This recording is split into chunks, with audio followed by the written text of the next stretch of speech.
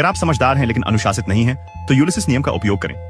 अभी एक समझदारी भरा निर्णय लें जिससे आप भविष्य में एक निश्चित तरीके से कार्य करने के लिए मजबूर हों। आपको एक ऐसा सिस्टम बनाना चाहिए जो आपको स्वयं से सुरक्षित रखे। अपनी एक यात्रा में यूलिसिस को साइरेंस रीफ के पास से गुजरना पड़ा, जो जहाज के मलबों और कंकालों से भरा था, क्योंकि कोई भी नाविक या जहाज कभी भी वहां से नहीं गुजर सके। साइरेंस का गीत नाविकों को मदिभ्रम होता था, उन्हें वह दिखाते थे जो उन्हें सबसे अधिक चाहिए होता था, जिससे उनके जहाज चट्टानों से टकरा जाते थे, जहां सरब गाने वाले उन्हें खा जाते थे। ओलिसिस इतना बुद्धिमान था कि उसे पता था कि वह केवल इच्छा शक्ति पर निर्भर नहीं कर सकता। चट्टान की ओर देखते हुए उसने सोचा, मैं उससे अधिक अनुशासित या इच्छा शक्ति वाला नहीं हूं जो मुझसे पहले असफल हुए।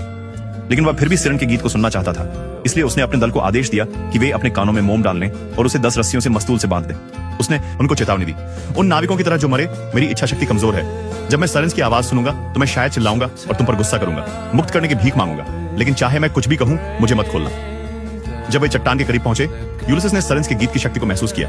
लेकिन इससे पहले कि हम देखें कि उसकी योजना सफल हुई या असफल, सोचें कि आप अपने जीवन में यूलिसिस नियम का कैसे उपयोग कर सकते हैं। उदाहरण के लिए लेखक विक्टर ह्यूगो, जो धनी थे, एक समाज सेवी थे और भारी शराब पीते थे, लिखने के लिए बैठने में संघर्ष करते थे। जब उन्हें वास्तव में काम करना होता था तो वह यूलिस नियम का उपयोग करते थे। वह खुद को अपने कार्यालय में केवल कागज और कलम के साथ बंद कर लेते और अपने सेवक को उनके कपड़े लेकर 4 घंटे तक न लौटने का निर्देश देते।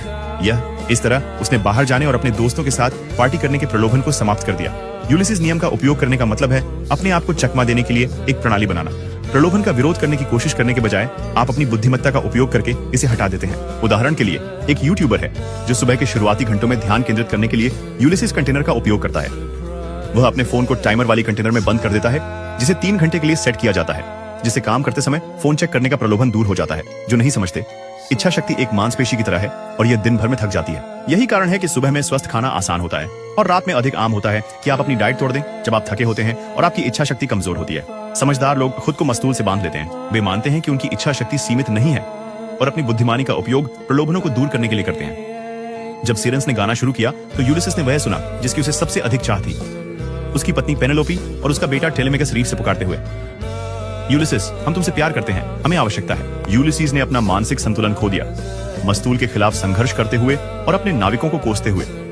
लेकिन क्योंकि उसने पहले ही यह स्वीकार कर लिया था कि केवल इच्छा शक्ति ही पर्याप्त नहीं होगी, और क्योंकि उसने अपने को मस्तूल से बांधकर प्रलोभन को हटा दिया था, वह सायरन के जाल से बच गया और वापस आ गया अपनी रानी और बेटे के पास। अब इस ग्राफ पर नजर डालें। मेरे जीवन में मोड़ 33 वर्ष की उम्र में आया। सब कुछ सुधरने लगा जब मैंने अपने पर ध्यान केंद्रित करना शुरू